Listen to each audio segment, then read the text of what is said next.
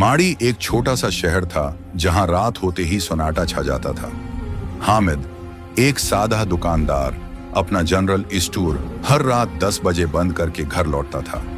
उसकी बीवी समीना और 2 बच्चों के साथ वो एक पुरस्कून जिंदगी गुजारता था। लेकिन उस रात जब 11 बज गए और हामिद घर न पहुंचा, समीना बेचैन हो गई। इसने हामिद को फोन किया, लेकिन घंटी बजती रही, कोई जवाब न आया। दिल की धड़कन तेज होती गई। उसने पड़ोसी राशिद को फोन किया। राशिद भाई, हामिद अभी तक नहीं आया, कुछ अजीब लग रहा है, क्या आप दुकान तक जाकर देख सकते हैं? राशिद, हामिद का पुराना दोस्त, फौरन तैयार हो गया।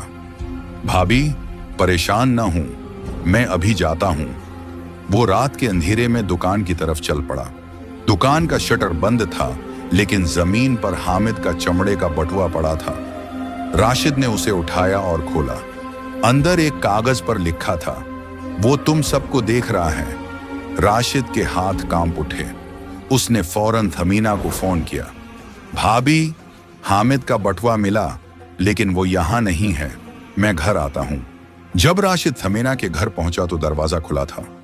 अंदर समीना का फोन सोफा पर पड़ा था और बावर्ची खाने में जमीन पर खून के चंद कतरे बिखरे थे।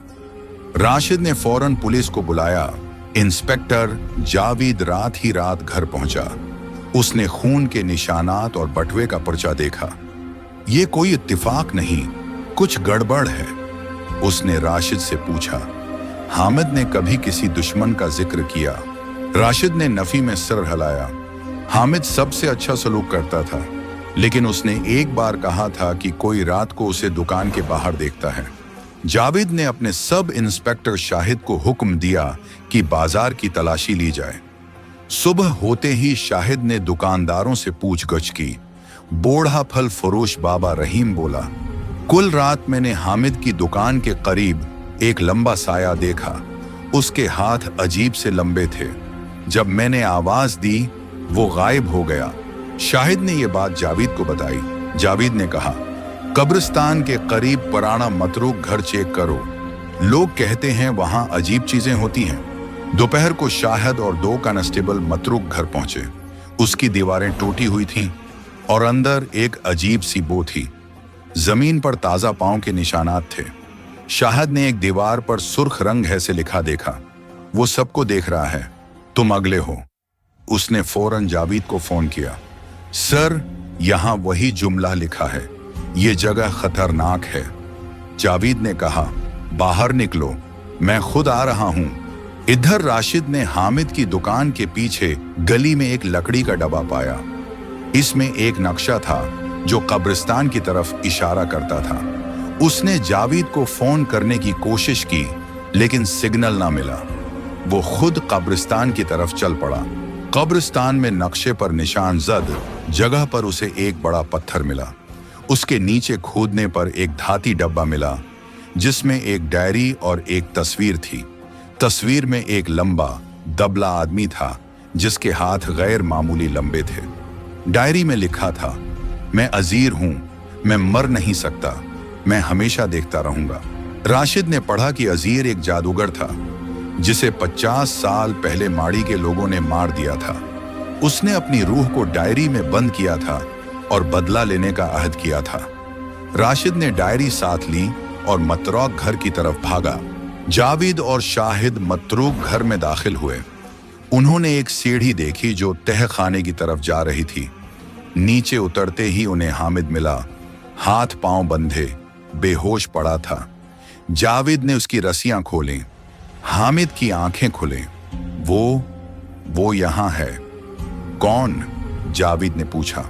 एक साया, उसके हाथ लंबे हैं, वो मुझसे दुकान के बारे में पूछता था।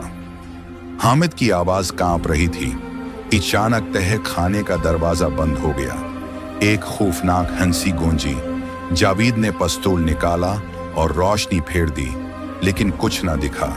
हामिद ने कहा, वो समीना को भी ले आया है। अजीर हंसा। तुम मुझे नहीं रोक सकते। लेकिन राशिद ने डायरी के सफहात फाड़कर आग लगा दी। अजीर चीखा और उसका साया धुएं में गायब हो गया। जावेद, शाहिद, हामिद और समीना बाहर निकले। समीना ने बताया कि अजीर उससे दुकान के पीछे की चीज पूछता था। जावेद ने कहा, हमें वो जगह दोबारा चेक करनी होगी। अगले दिन वो दुकान के पीछे गए। वहां एक ढीली जगह पर खोदने से एक ताबीज मिला जिस पर अजीब निशानात थे। उसके साथ एक कागज था। उसे जला दो वरना मैं वापस आऊंगा। राशिद ने ताबीज जला दिया। एक चीख गूंजी और फिर सन्नाटा छा गया। जावेद ने कहा, उम्मीद है अब सब खत्म हो गया। हामिद और समीना अपनी जिंदगी में वापस आ गए। दुकान दोबारा खुल गई, लेकिन हामिद अब रात को जल्दी घर चला जाता था। माड़ी में अजीर की कहानी अफवाह बन गई। कुछ कहते कि वो भूत था, कुछ कहते कि ये सब वहम था। एक रात हामिद दुकान बंद कर रहा था जब उसे गली में सरसराहट सुनाई दी। उसने मुड़कर देखा, अंधेरे में एक साया खड़ा था, लेकिन जब दोबारा देखा वो हो गया था, गायब था। ये मेरा वहम है, उसने खुद से कहा और घर भागा। माड़ी के लोगों के लिए ये एक राज रहा। क्या अजीर वाकई खत्म हो गया था या कहीं अंधेरे में अभी तक छुपा था देखता हुआ।